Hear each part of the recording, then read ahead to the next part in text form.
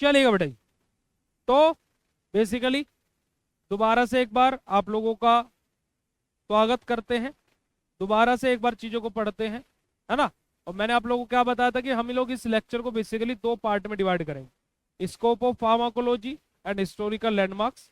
और दूसरा पार्ट हमारा चलेगा क्या बेटा जी, फिर हमारा नेक्स्ट पार्ट हमारा जो स्टार्ट होगा वो क्या होगा, असेंशियल ड्रग कॉन्सेप्ट, और हमारा क्या है बेसिकली हम लोग रूट ऑफ ड्रग एडमिनिस्ट्रेशन के बारे में पढ़े, राइट। यही मैंने आपको बताया था। अब जैसे कि मैंने आप लोगों को हिस्टोरिकल लैंडमार्क्स के बारे में बताऊं, तो सबसे पहले हमारा कौन आए, ओस्टवाल्ड स्मिथबर्ग सर आए, जहां पर इन्होंने क्या 1838 से लेकर के 1921 के बीच में चीजें रही।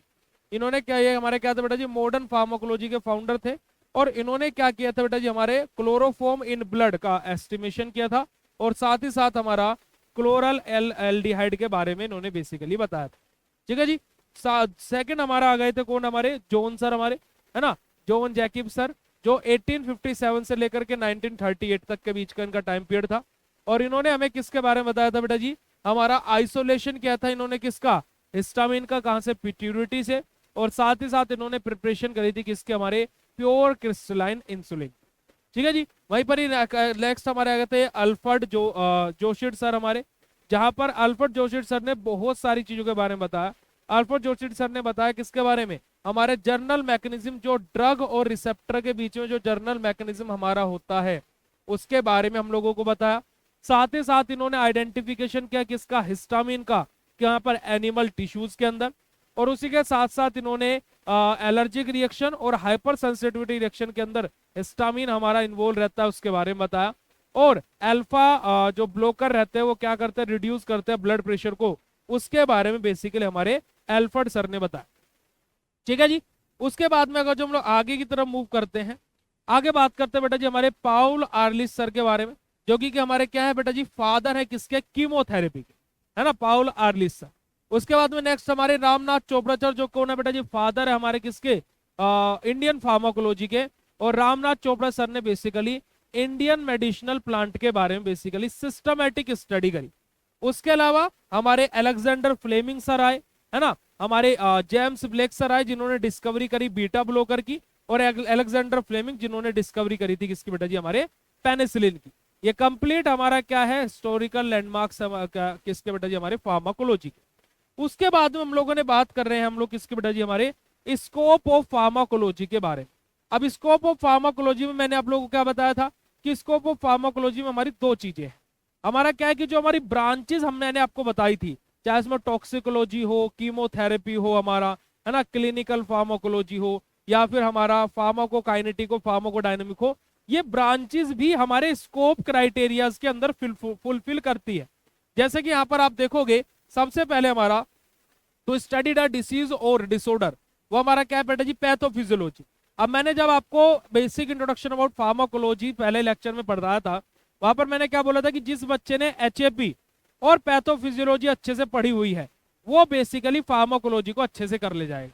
तो बेसिकली हमारा पैथोफिजियोलॉजी बेटा जी क्या है, हमारा पार्ट है फार्माकोलॉजी के स्कोप के अंदर।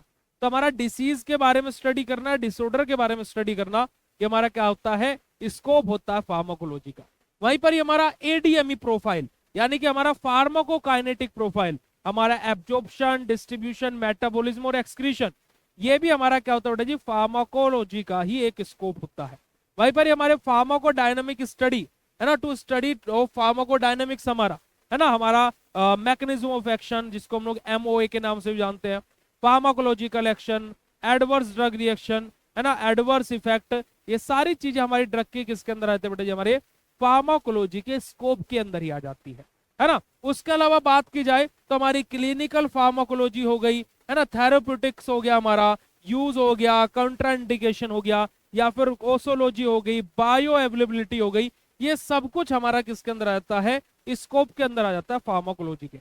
अब एक टर्म बायो अवेलेबिलिटी मैंने आपको मार्क करवाया था, इस बायो अवेलेबिलिटी टर्म को मार्क कर लीजिएगा बेटा जी, या अपने नोट्स या अपनी कॉपी में कहीं साइड में लिख लीजिएगा, क्योंकि कि बेटा जी ये आपको जब मैं एडीएमई फार्माकोकाइनेटिक के बारे में पढ़ाऊंगा वहां पर आपको इसके बारे में जिक्र होता हुआ दिखाई देगा, ठीक है जी। उसके अलावा हमारा फोरेंसिक साइंस, हमारे डॉक्टर सारू के सीआईडी वाले आपने देखा होगा उनको, तो वहां पर भी हमारा वो भी हमारा क्या बेटा जी फार्माकोलॉजी का ही एक स्कोप है। उसके बाद हमारे प्री क्लिनिकल ट्रायल्स, हमारे प्री क्लिनिकल ट्रायल हमारे क्या होते हैं बेटा जी, हमारे कोई भी जो न्यू ड्रग होती है, जब हमें उसे मार्केट में अगर जो लेकर के आना है ना, मार्केट में अगर जो हमें उसे लेकर के आना है, तो उसके लिए हम लोग क्या है एनिमल्स के ऊपर भी ट्रायल करते हैं। और एनिमल्स के ऊपर जो ट्रायल्स होते हैं उनको हम क्या बोलते हैं, प्री क्लिनिकल ट्रायल बोलते हैं। जब प्री क्लिनिकल ट्रायल हमारा कंप्लीट हो जाता है, फिर हमारी चीज आती है क्लिनिकल ट्रायल में, जो कि आगे हमारे स्कोप क्राइटेरियाज में है। ठीक है जी। यहाँ पर आप अगर जो देखोगे टॉक्सिकोलॉजी है ना, हमारा कोई टॉक्सिक सब्सटेंस है या एंटीडोट है या ट्रीटमेंट है, वो हमारा किसके अंदर आ जाएगा, ये भी हमारा स्कोप ऑफ फार्माकोलॉजी के अंदर ही आता है। उसके अलावा बेटा जी क्लिनिकल ट्रायल्स हमारे, अब देखिए मैंने आपको अभी जस्ट बताया था बेटा जी क्या, कि हमारे प्री क्लिनिकल ट्रायल किए जाते हैं एनिमल्स के ऊपर, और वहीं पर ही क्लिनिकल ट्रायल किए जाते हैं ह्यूमन बींग्स के ऊपर। अब ये क्लिनिकल ट्रायल बेटा जी ऐसा नहीं कि पेशेंट के ऊपर ही किए जाते हैं, नहीं, ये हेल्थी वॉलेंटियर और पेशेंट दोनों के ऊपर किए जाते हैं। और जो क्लिनिकल ट्रायल है हमारे 4 फेजेस में डिवाइड होते हैं, फेज 1, फेज 2, फेज 3 और फेज 4 हमारा।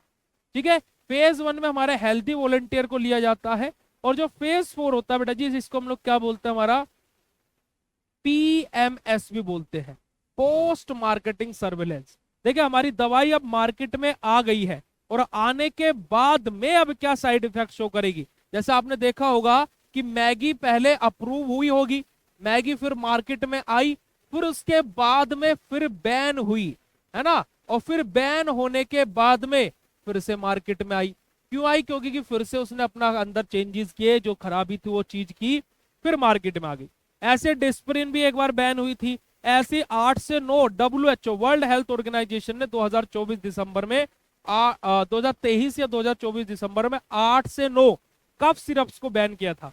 अब भाई वो पहले तो अप्रूवल लेकर के मार्केट में आए होंगे ना, बट आफ्टर सम टाइम, क्योंकि अभी जैसे कोविड की वैक्सीन सभी ने लगवाई होगी यहाँ पर ऑलमोस्ट, तो कोविड की वैक्सीन का क्या साइड इफेक्ट इन फ्यूचर देखने को मिलेगा ये अभी किसी को नहीं पता है। तो जो ये मार्केट में आने के बाद में, जैसे आपने देखा होगा कि जो MR होते हैं, अगर जहां पर किसी घर में कोई डॉक्टर होगा, तो जो MR होते हैं वो दवाई दे करके जाते हैं अपनी कंपनी की, और दवाई दे करके जाने के बाद में जब वो 5 या 6 दिन या फिर 15 दिन बाद वापस आते हैं, 5 to 6 डेज या 10 to 15 डेज बाद में, तो वो सबसे पहले पूछते हैं कि जो दवाई देकर गए थे डॉक्टर साहब,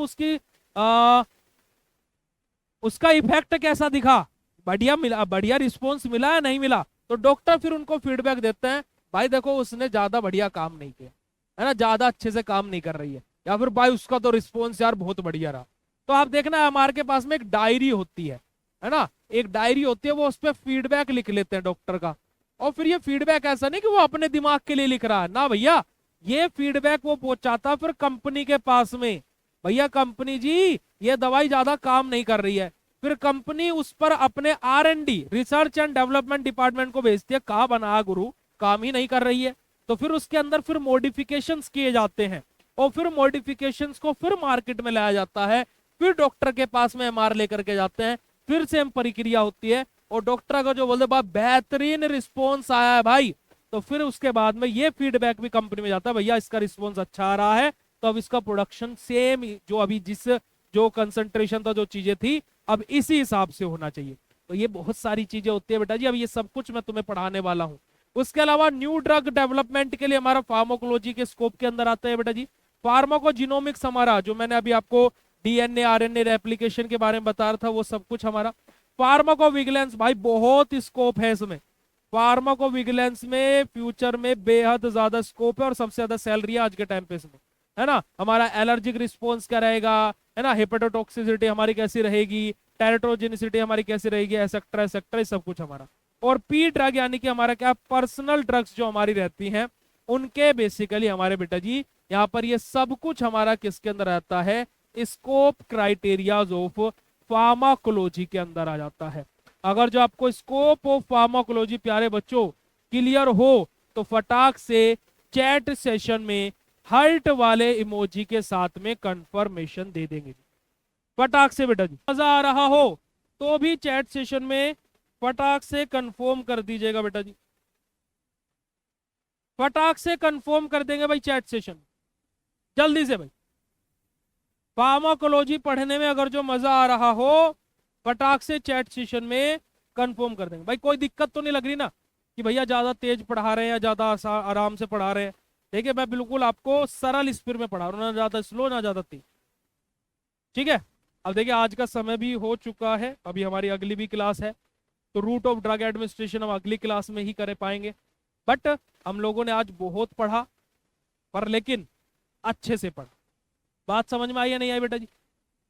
चलिए, तो रूट ऑफ ड्रग एडमिनिस्ट्रेशन और हमारा क्या है, कुछ हमारी टर्म्स जैसे कि हमारे टैकीफाइलैक्सिस है ना, रेजिस्टेंस, हमारा टॉलरेंस, अब्यूज ड्रग, तो ये सारे के सारे कॉन्सेप्ट्स और हमारा रूट ऑफ ड्रग एडमिनिस्ट्रेशन हम लोग कल की क्लास में पढ़ेंगे, है ना। और इस वीक मैंने आप लोगों को पहले बोला हुआ है कि मेडिसिनल केमिस्ट्री की फर्स्ट यूनिट, ऑर्गेनिक की फर्स्ट यूनिट एंड फार्माकोलॉजी की फर्स्ट यूनिट हमारी समाप्त तो हो जाएगी, और जो कि हम लोगों को समाप्त करनी भी है।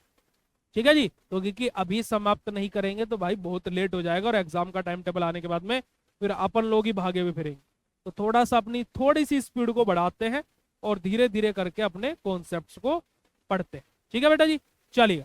तो आज के लेक्चर आप लोग कैसे लगा फटाक से चैट सेशन में फीडबैक दे दीजिएगा, और 10 में से आज की इस कक्षा को आप लोग कितने अंक देना चाहेंगे वो भी फटाक से बता दीजिएगा बेटा जी। और आज के सेशन को हम लोग यहीं पर ही एंड करते हैं।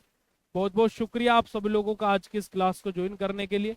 और गर्मी बहुत ज़्यादा है बेटा जी, तो पानी वानी पीते रहा करो, है ना, और फल फ्रूट ज़्यादा खाओ, तरबूज वरबूज खरबूजे वरबूजे ज़्यादा खाओ, बाहर की चीज़ों को अवॉइड करो, है ना, ताकि कि आप लोग सेफ रहे और स्वस्थ रहे। ठीक है, देखिए हमारा तो, हम तो क्या पसीने भी आएंगे चाहे पसीने में ना भी जाएंगे, हमारे तो क्लास लेने का कार्य है, परंतु आप अपना अच्छे से पंखे वंखे में बैठ करके, है ना, अच्छे से पढ़ा करो, और इस बार इस सेमेस्टर में अपने घर वालों को दिखा दो कि हाँ तुम कुछ कर सकते हो। ठीक है, तो बेटा जी, तो आप लोग इसी प्रकार से फार्माकोलॉजी को पढ़ने के लिए प्ले स्टोर से बीएससी फार्मेसी ऐप डाउनलोड कर लो और कोर्स में ज्वाइन कर लो। भाई क्यों इतना ज्यादा परेशान हो रहे हो, क्यों इतनी ज्यादा समस्याओं का सामना कर रहे हो? और कुछ भी दिक्कत नहीं है, आप लोग जाकर के ऐप को डाउनलोड करो, कोर्स में ज्वाइन करो धड़ल्ले से। देखो एक सेमेस्टर विश्वास करके देखो, बीएससी फार्मेसी क्या है ये आपको पता लग जाएगा, और अगले सेमेस्टर में आपको बोलने की भी क्या, आप ऑटोमेटिकली ज्वाइन करोगे, बस आप इस चीज के लिए कॉल करोगे कि भैया ओल्ड स्टूडेंटों को स्पेशल ऑफर दे दो। ये फर्क है भाई बीएससी फार्मेसी का। तो आप लोग जल्दी से जाओ, ऐप डाउनलोड करो, कोर्स में ज्वाइन करो। कोई भी दिक्कत, कोई भी समस्या, कोई भी परेशानी होती है तो आप लोग इस दिए गए हेल्पलाइन नंबर पर कॉन्टैक्ट कर सकते हो, और मास्टर कोर्स में all in one notes free में आपके घर पर आएंगे। तो जल्दी से जाइए, ऐप डाउनलोड कीजिए। Thank you so much for joining this session. Bye bye everyone, have a nice day to all of you. रात को देख रहे हो तो good night, love you all, thank you so much, नमस्कार, जय हिंद।